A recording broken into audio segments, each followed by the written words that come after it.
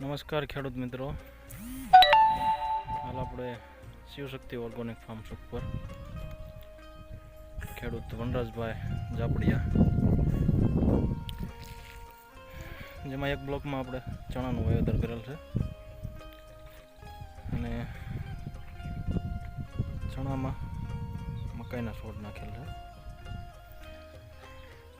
આ ચણામાં આપણે એક જ પિયત આપેલ છે હાલ સુધીમાં,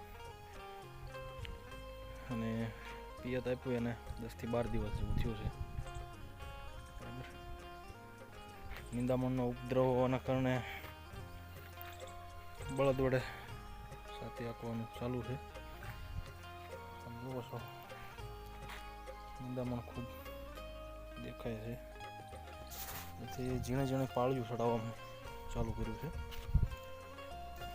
નિંદામણ દટાઈ જાય અને પાળી ચડી જાય તો આપણે પિયત પણ આસાનીથી આપી શકીએ, કેમ કે ક્યારા બાંધ્યા જ નથી. આપણે 20 ઇંચનું અંતર રાખી 2 પાટલી વચ્ચે અને ડાયરેક્ટ વાવેતર કરેલું હતું.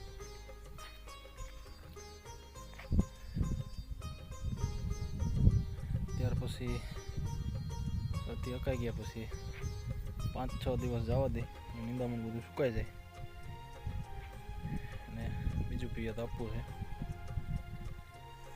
એક વખત જીવામૃત આપેલું છે પિયતમાં, બીજા પિયતમાં પણ આપશું, એટલે 20 થી 25 દિવસનો ગેપ 2 પિયત વચ્ચેનો થઈ જાય અને જીવામૃત પણ અપાઈ જાય. હાલમાં તો મકાઈના છોડ પણ તંદુરસ્ત છે, એમાં કોઈ ઈયળ દેખાતી નથી, જોઈ શકો છો. ચણો નિરોગી છે, ફૂલ બેસવાના ચાલુ થયા છે.